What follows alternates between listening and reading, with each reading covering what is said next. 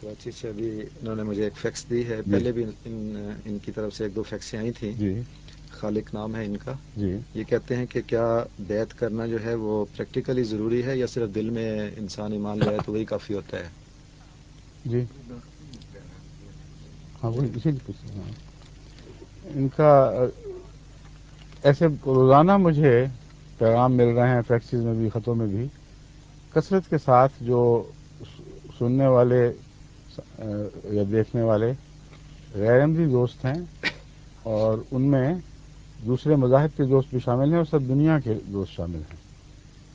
انگلستان بھی، یورپ کے ملک سے بھی، انڈیا سے، ہندوستان سے بھی، امریکہ سے بھی کوئی نہ کوئی خط ضرور ملتا ہے کہ ہم نے ٹیلی ویژن دیکھا، ہمیں بہت پسند آیا اور اس میں سچائی دکھائی دیتی ہے، ہم آپ کی جماعت میں داخل ہونا چاہتے ہیں، ہمارا یہ پتہ ہے، ہمیں اس پتے پر لٹریچر بھی بھیجنا ہے وغیرہ وغیرہ.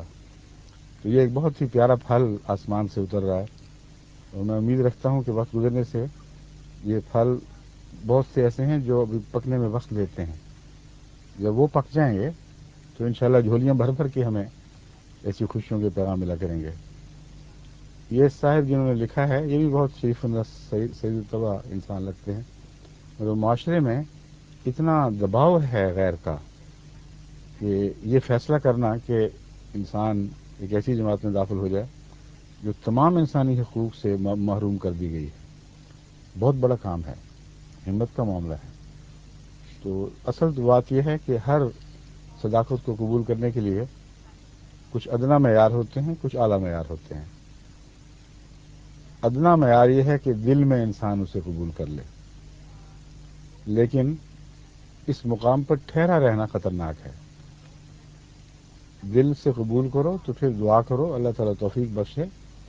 سب دنیا جو قربانیوں میں حصہ لے رہی ہے تو صداقت کا یہ تو اصل پھل ہے.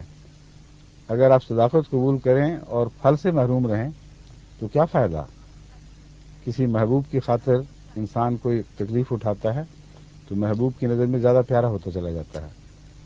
بس یہ قربانیاں جو ہیں یہ اللہ کے قرب کا ذریعہ بنتی ہیں، اس لیے ان سے گھبرانا نہیں چاہیے. لیکن یہ بات بہرحال ضرور ہے اور قرآن سے ثابت ہے کہ جو اگر دل میں بھی ایمان لے آئے ہو تو اللہ کے حضور ابتدائی منزل کے طور پر اس کو قبول فرما لیا جائے گا. وہ دلوں پر نظر رکھتا ہے اور جانتا ہے کسی کو کیا مجبوری ہے.